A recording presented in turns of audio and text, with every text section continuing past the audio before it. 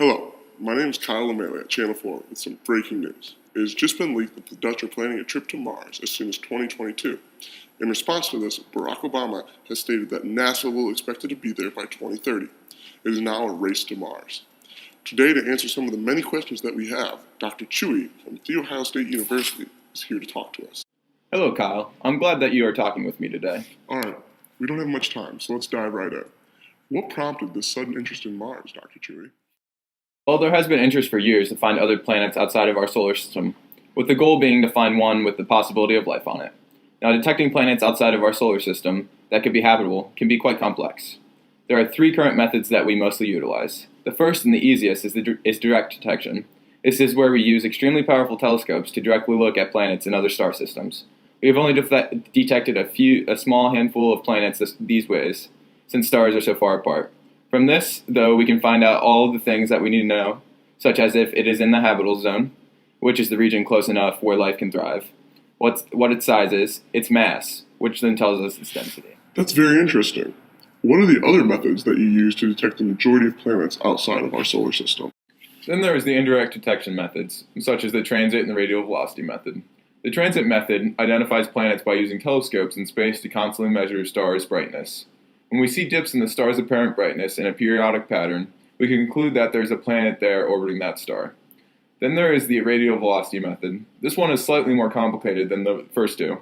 What you do is look at the star spectrum and watch its absorption lines shift. The Doppler effect occurs, which is where the absorption lines shift right and left in a periodic fashion. We can conclude that there are also planets orbiting that star. From these two uses of the indirect detection, we can determine if a planet is habitable. From the transit method, we could determine the planet's size, period, and radius of orbit, which allows us to know if it is in the habitable zone. From the radial velocity method, we can determine the mass of the planets. Then from both of them, we can determine the density of these planets and find out if they are habitable. As of today, we have found less than 2,000 exoplanets in space, and only a few of them have been determined to be possibly habitable. Fascinating.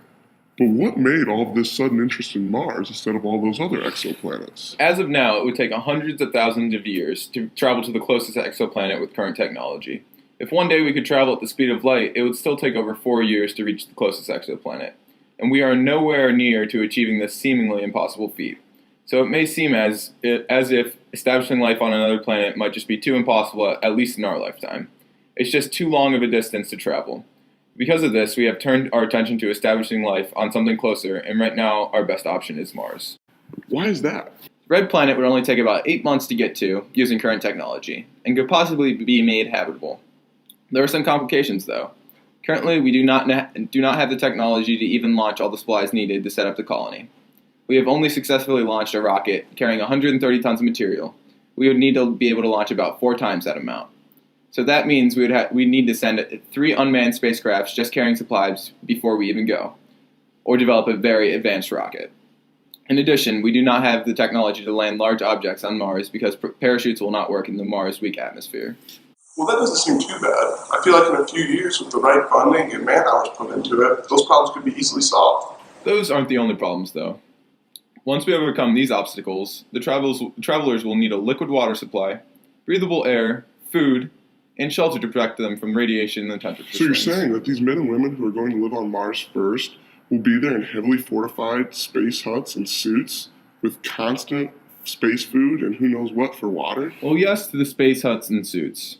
But what is hoped is that in the colony, a greenhouse effect of some sort could be formed to allow for food production on Mars. As for water, there is hope to go near the poles and find a well of water that we could tap into. Although the ice on top of Mars is mostly dry ice, scientific evidence suggests that there are wells of water below this dry ice. That still sounds like a pretty miserable life to me. Well, maybe the idea of terraforming Mars is more suited for your liking. What? Terraforming. What? Or making Mars Earth-like with water and an atmosphere. Okay! One of the processes that we can use to make Mars more like Earth is to melt the polar ice caps, releasing the greenhouse gases in them to allow an atmosphere to begin to form. This would require the ice caps to be warmed up. This process could be done by putting large mirror satellites over the caps and reflecting the sun back on them, raising the temperature and melting the ice caps. This would allow the greenhouse gases to be released and an atmosphere to form. The gases from the caps themselves wouldn't be enough to fully create an atmosphere. So what we would have to do is build factories of some sort that created more greenhouse gases and put them on Mars. This would allow for a thicker atmosphere to develop and for it to protect the inhabitants of Mars.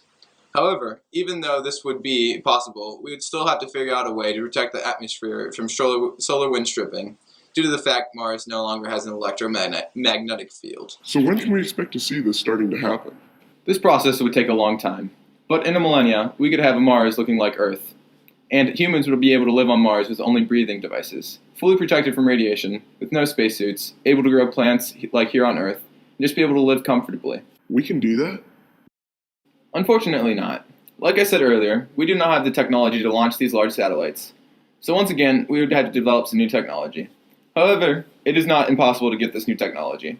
We just need to decide to go to Mars and take the time and money to develop all the required equipment and do the proper research. Well, that wraps it up for this breaking news report. I'm Lamalie, signing off. Stay classy, planet Earth.